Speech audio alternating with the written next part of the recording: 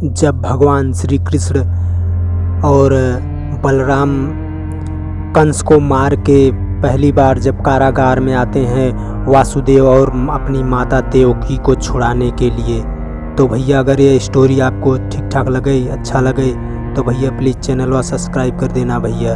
तो भैया आगे बढ़ते हैं। जब भगवान श्री कृष्ण को माता देवकी और पिता वासुदेव भगवान श्री कृष्ण को जेल में देखते हैं तो एक टक देखते ही रह जाते हैं और भगवान श्री कृष्ण भी उनको देखते ही रहते हैं। और फिर भगवान श्री कृष्ण माता देवकी के चरणों में गिर पड़ते हैं और आंसू उनके निकलने लगते हैं और अपने पिता को भी साष्टांग प्रणाम करते हैं। और फिर बलराम भी देवकी और पिता वासुदेव को भी प्रणाम करते हैं।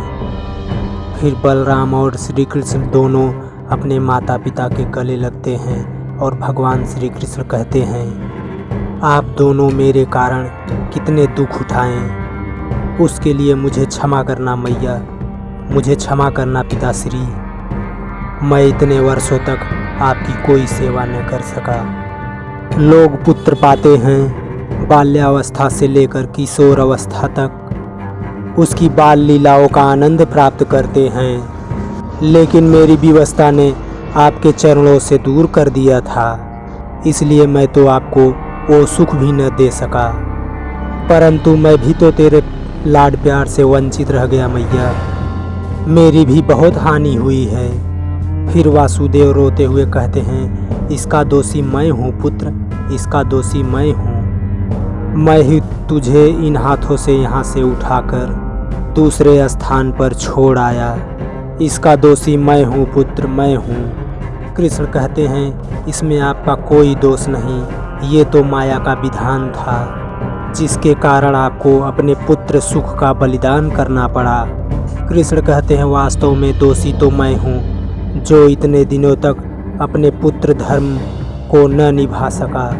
हे पिताश्री, मनुष्य को ये शरीर उसके माता पिता ही प्रदान करते हैं। जिस शरीर के द्वारा प्राणी संसार में अर्थ, काम, धर्म और मोक्ष की प्राप्ति करता है, वो शरीर उसके माता पिता का ही देन होता है। सो यदि कोई मनुष्य 100 वर्षों तक भी अपने शरीर, अपने धन से अपने माता पिता का सेवा करता है तो भी वो उनके उपकार का ऋण नहीं चुका सकता।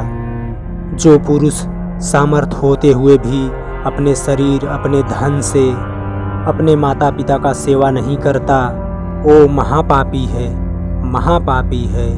उसके मरने पर यमदूत उसे उसके ही शरीर का मांस खिलाते हैं। शास्त्र कहते हैं, अपने बूढ़े माता पिता, अपनी पत्नी, अपने संतान और गुरु ब्राह्मण और अपने जो शरणागत का भरण पोषण नहीं करता, वो मनुष्य तो जीते हुए भी एक मुर्दे के समान होता है। इसीलिए हम कहते हैं, आपके सेवा के बिना तो हमारे इतने वर्ष व्यर्थ ही बीत गए। कंस की वजह से परतंत्र होने के कारण हम आपकी कोई सेवा नहीं कर सके, उसके लिए आप हमें क्षमा कर दीजिए। वासुदेव रोते हुए कहते हैं, क्षमा कैसा पुत्र, क्षमा कैसा, तुम्हें तो हम पुत्र रूप में पाकर धन्य हो गए।